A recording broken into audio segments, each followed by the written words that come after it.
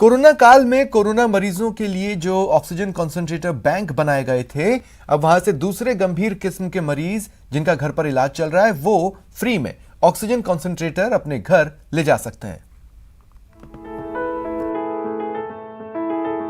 Corona काल में जो ऑक्सीजन कंसंट्रेटर लोगों की जान बचाने के काम आ रहे थे, वही ऑक्सीजन कंसंट्रेटर अब अलग अलग बीमारी से पीड़ित वैसे मरीजों के काम आने वाला है जो घर पर अपना इलाज करा रहे हैं और जिन्हें घर पर ऑक्सीजन की जरूरत पड़ती है।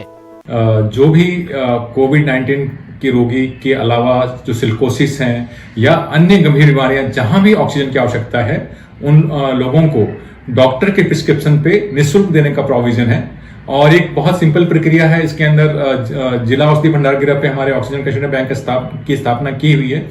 उसमें 5,000 रुपए की अमानत राशि जमा कराने के बाद में कोई भी रोगी इसको प्राप्त कर सकता है। प्रदेश के अलग अलग जिले के ऑक्सीजन कंसंट्रेटर बैंकों में इस वक्त करीब 40,000 ऑक्सीजन कंसंट्रेटर मौजूद हैं। इन ऑक्सीजन कंसंट्रेटर का इस्तेमाल होता रहे, इसके लिए सरकार ने ये फैसला किया है कि दूसरी बीमारियों से पीड़ित लोग भी इसका इस्तेमाल कर सकते हैं।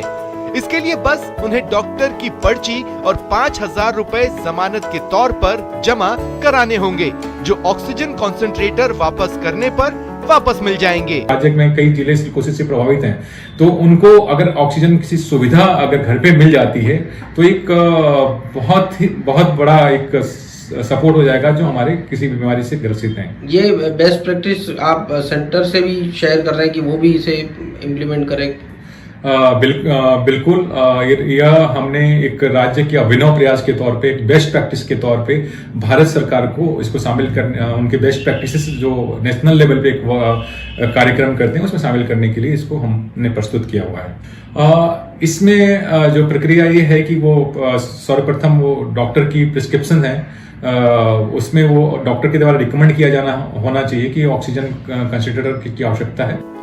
आपको बता दें कि कोरोना काल में जिस वक्त ऑक्सीजन के लिए मारामारी मची थी, उस वक्त राज्य सरकार ने ऑक्सीजन प्लांट बनाने के साथ साथ अलग अलग जिलों में ऑक्सीजन कंसंट्रेटर बैंक की भी स्थापना की थी, जिसका अब इस्तेमाल करने की योजना बनाई गई है।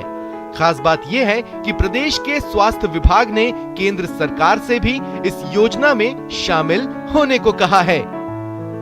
सौरभ गृहस्थी, न्यूज़ 18 राजस्थान, जयपुर। चित्तौड़गढ़ में काला सोना यानी अफीम की फसल अब पककर तैयार हो चुकी है, लेकिन सरकारी गोदाम तक पहुंचने से पहले काला सोना किसानों की कड़ी परीक्षा ले रहा है। बड़ी मशक्कत से काला सोना वाली फसल उगाई, अब फसल से कमाई के फल की बारी आई है, लेकिन अफीम की फसल भारी परेशानी भी अपने साथ लाई है।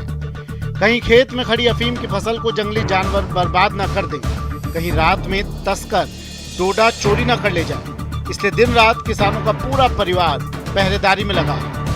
और अभी हम ये डोडे अभी पक गए हैं और हम हमारी माताजी का पूजा पाठ करेंगे। ये काम हमारा लगभग 20-25 दिनों तक काम चलेगा। किसानों के खेत में खड़ी अफीम की फसल अब पककर तैयार हो चुकी है, बस अब इस फसल में चीरा लगाना बाकी है। इसका दूध जमा करना है जो गाढ़ा होकर अफीम में बदलेगा। इसके लिए किसानों ने पूजा अर्चना कर काम की शुरुआत भी कर दी है। हमारे को समस्या ये आ रही है कि जैसे कि जंगली जानवरों से तो है ही है, उनकी सुरक्षा भी करनी पड़ रही है हमारे को। और जैसे कि ये अभी पक गए हैं डोडे, तो इसमें वायरस जैसे कोई बीमारी है जैसे कमाई का मोटा जरिया काला सोना यानी अफीम की खेती लाइसेंस से लेकर सरकारी गोदाम तक किसानों की कड़ी परीक्षा लेती है, और जो किसान मेहनत से इस परीक्षा में पास होता है वह अफीम की अच्छी कमाई से माला माल हो जाता है। सुभाष बैरागी, न्यूज़ 18, चित्तौड़गढ़।